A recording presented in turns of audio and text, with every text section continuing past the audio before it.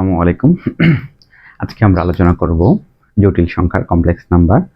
School এবং কলেজে এনটিআরসির যে সিলেবাস, সেই সিলেবাসের অন্তর্ভুক্ত জটিল সংখ্যার একটা টপিক, যেটা আই সম্বলিত। আমরা এই জটিল সংখ্যার যতগুলো কনসেপ্টে ভাগ করেছি, তার মধ্যে আই দ্বারা একটা কনসেপ্ট, ওমেগা দ্বারা কনসেপ্ট, তারপরে জটিল সংখ্যার এই মডুলাস আর্গুমেন্ট নির্ণয় কনসেপ্ট, এরকম আমরা প্রত্যেকটা জটিল সংখ্যাকে 10-12টা কনসেপ্টে ভাগ করে সম্পূর্ণ কমপ্লেক্স নাম্বার আমরা সম্পূর্ণ করেছি।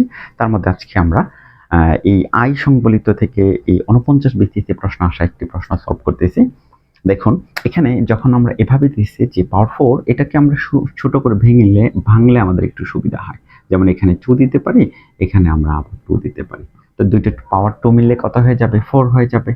এই 4 কে আমরা ভেঙে ফেললাম। এখন এটা a plus b whole square, a square plus 2ab plus b square, মানে i স্কয়ার।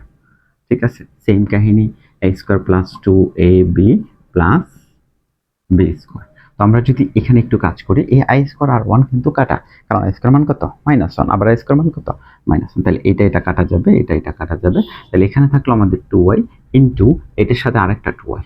তো দুইটা 2y যদি গুণ করি 4i স্কয়ার। তার মানে i স্কয়ার মানে আবার -1, তাহলে রেজাল্টটা কত হবে? -4। ঠিক আছে, তাহলে আমাদের উত্তর কত? -4। ঠিক আছে।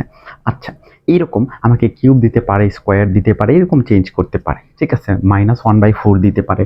এটা এখানে এরকম করতে পারতো না যে 1 প্লাস i টু দি পাওয়ার -4। তখন আমরা কি করতাম? 1/1 প্লাস 1 প্লাস টু দি পাওয়ার 4। তখন 1 উপরে থাকতো, নিচে -4, রেজাল্ট 1/-4 আসতো। তো এরকম দেখা গেছে আমাদের অনেক রকম চেঞ্জ করতে পারে। কেমন কেমন চেঞ্জ করতে পারে? আমাকে সরাসরি এটা বলতে পারে, সরাসরি মান বলতে পারে। এটা তো এরকম। তো আমরা এটাকে কিরকম ভাবে করতে পারি যে 1/49 হইলে 4 এর গুণিতক হইলে 0, প্রতি 4 এর গুণিতকের জন্য আমরা জানি i to the power 4n equal to কত হয়? 1 হয়। i to the power 4n এর মান, যদি আমরা i to the power 4n মান 0 না, এটা মনে হয় 1 হয়। ঠিক আছে, i to the power 4n যদি আমরা করি, তাহলে এটা কত হয়? 1 হয়। এরকম ভাবে এখানে i to the power 4n যদি 1 হয়, যেমন i to the power 4n যদি 1 হয়, তাহলে i টু দি পাওয়ার আবারও 1 ইকুয়াল টু রেজাল্ট i হবে। ঠিক আছে, এরকম ভাবে এই 49 মানে 48 মান 1 হবে, তাহলে i টু দি পাওয়ার মানে এটাকে আমরা ভাঙতে পারি, আমরা এভাবে লিখতে পারি 1/i টু দি পাওয়ার 49। তাহলে 48টা কত হয়ে যাবে? 1/i হয়ে যাবে। কারণ কি, i টু দি পাওয়ার 48 কিন্তু হয়ে যাবে 1, তাহলে আর একটা i থাকবে, সেই আইটা এইভাবে নিচে থাকলে আবার কাজ করা যায় না, লবে হরে আবার i স্কয়ার দ্বারা কি করা লাগবে? i দ্বারা লবে হরে গুণ করলে নিচে i স্কয়ার হয়ে যাবে, আর উপরে একটা i হবে। i স্কয়ার মান -1, তাহলে উত্তর হয়ে যাবে -i। ঠিক আছে, যেমন এটা আমাকে জানতে চাইতে পারে। এরকম ভাবে সেম কাহিনী, এইরকম ভাবে এই মানটা চাইতে পারে, ধারার চাইতে পারে।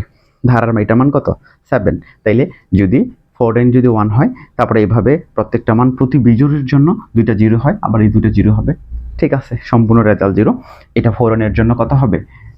1 হবে, আবার একটা i এর জন্য রেজাল্ট i হবে। ঠিক আছে, তো এই জাতীয় আমাদের এই জটিল সংখ্যা থেকে এই জাতীয় প্রশ্ন আমাদেরকে দিতে পারে। ঠিক আছে, এরকম ভাবে যখন আমরা একটা কোশ্চেন থেকে কোন জাতীয় প্রশ্ন আসতে পারে সেটা যদি আমরা বুঝতে পারি, যে একটা জিনিস শিখলাম না, এর বাইরে আমরা যত কোশ্চেন আসতে পারে সব একসাথে শিখে ফেললাম, আশা করি আমাদের এই জাতীয় মানে একটা টপিকস, যেমন সিলেবাসের অন্তর্ভুক্ত প্রতিটা টপিকসকে যদি আমরা এরকম ভেঙে ভেঙে শিখতে পারি, তখন আশা করি একটা ভালো ফলাফল আসবে। ধন্যবাদ সবাইকে।